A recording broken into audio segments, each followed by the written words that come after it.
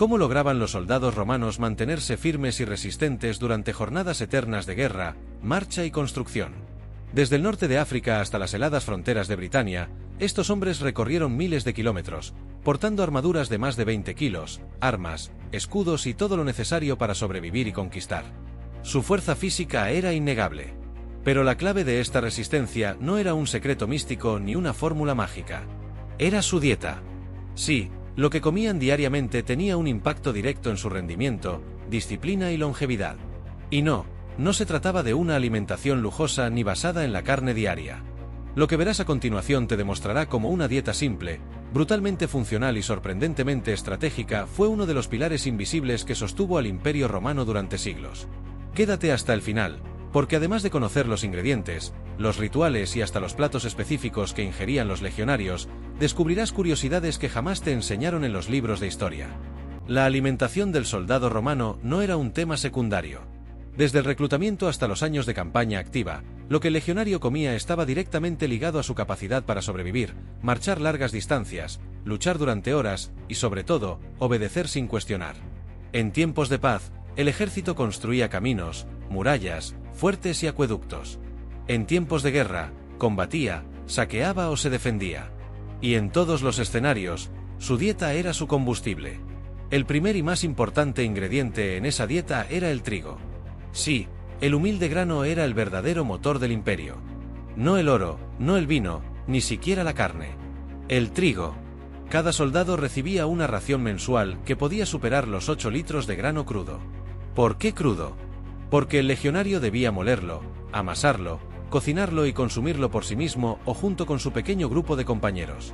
Esta tarea, aunque agotadora, fortalecía el sentido de autosuficiencia.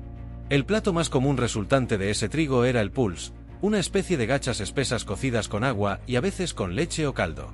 Su sabor era simple, incluso insípido para nuestros estándares modernos, pero su aporte calórico y su capacidad para mantenerse en el estómago durante horas eran incomparables. El segundo derivado del trigo era el pan militar.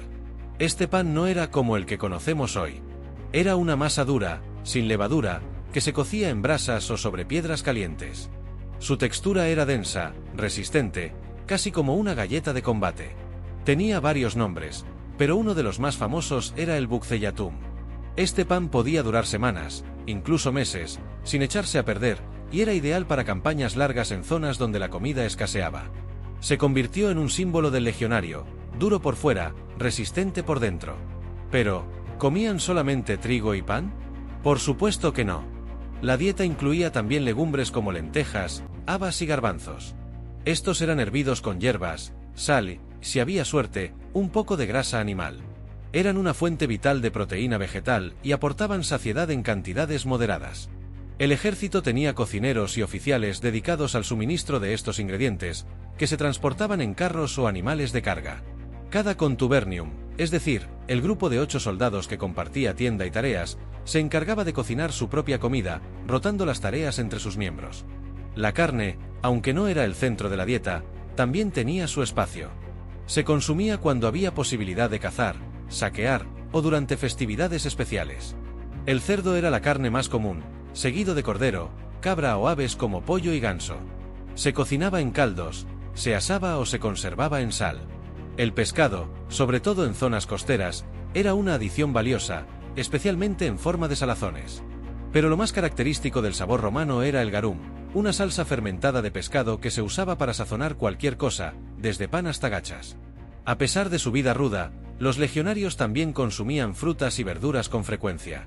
Esto incluía cebollas, puerros, nabos, ajos, coles y espárragos.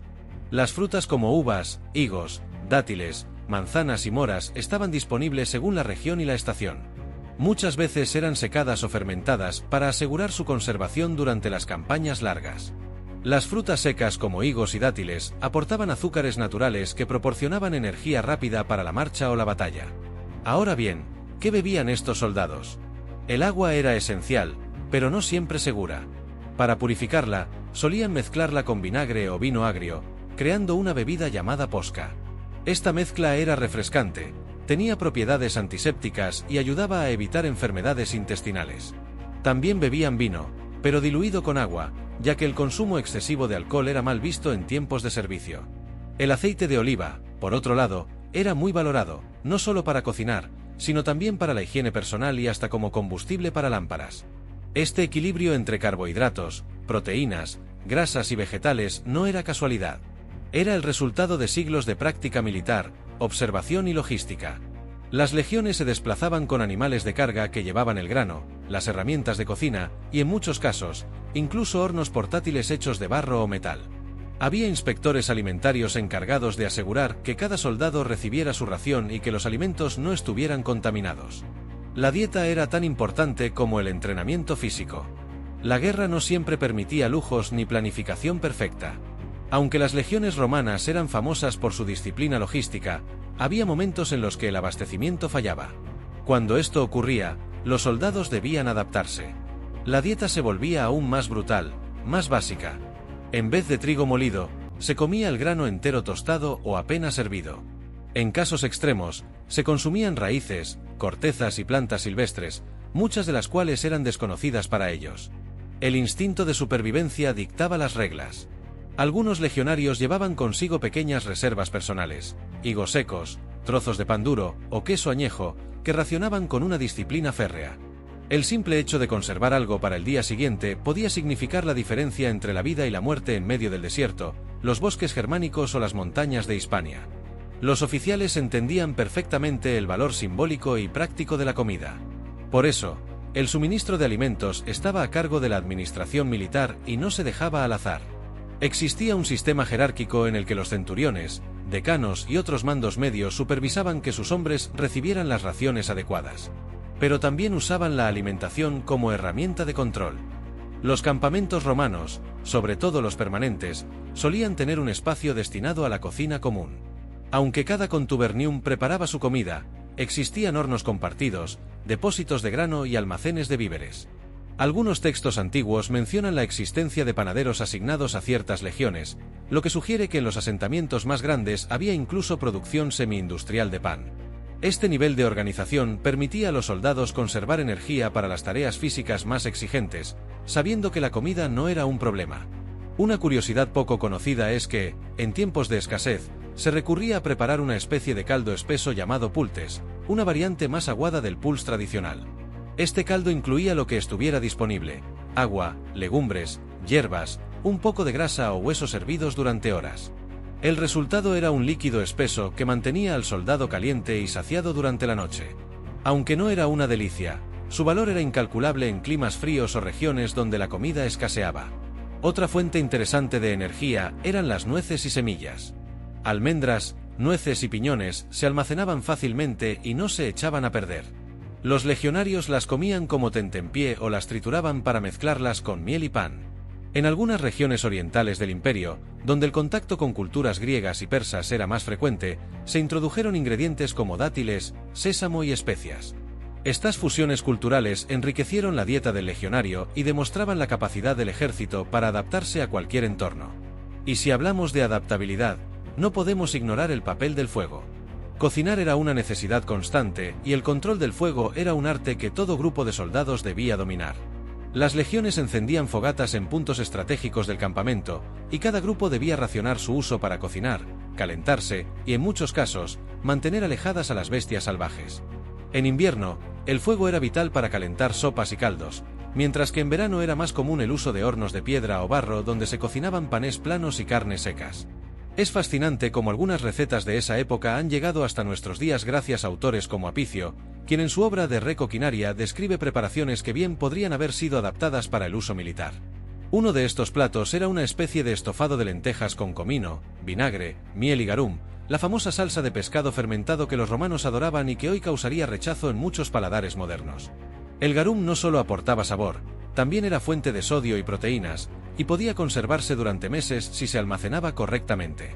Más allá del contenido calórico o proteico, la dieta romana tenía un elemento simbólico.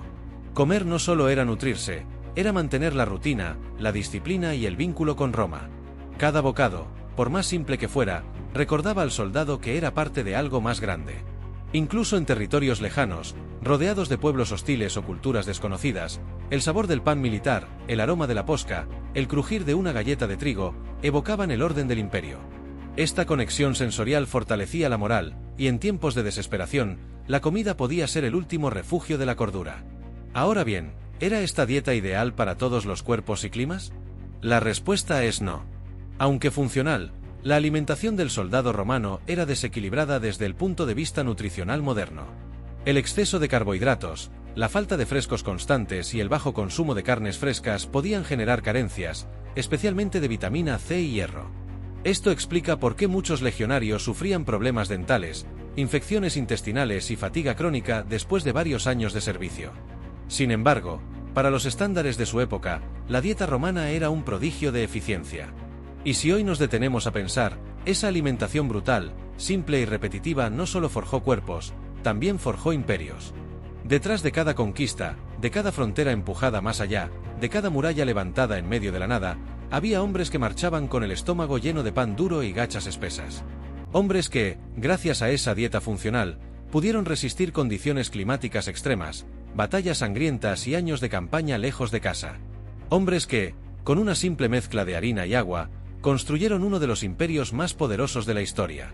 ¿Y tú, serías capaz de sobrevivir una semana con la dieta de un legionario romano? Si te ha sorprendido esta brutal dieta, imagina lo que aún falta por descubrir de la vida cotidiana de estos guerreros. Sus entrenamientos, sus castigos, sus recompensas y sus secretos. Por eso, te invito a que te suscribas ahora mismo a este canal, porque pronto revelaremos más historias ocultas del ejército que cambió el mundo. Dale like si aprendiste algo nuevo, comparte este vídeo con alguien que ame la historia, y déjame en los comentarios si te atreverías a comer como un soldado romano. Nos vemos en el próximo viaje al pasado.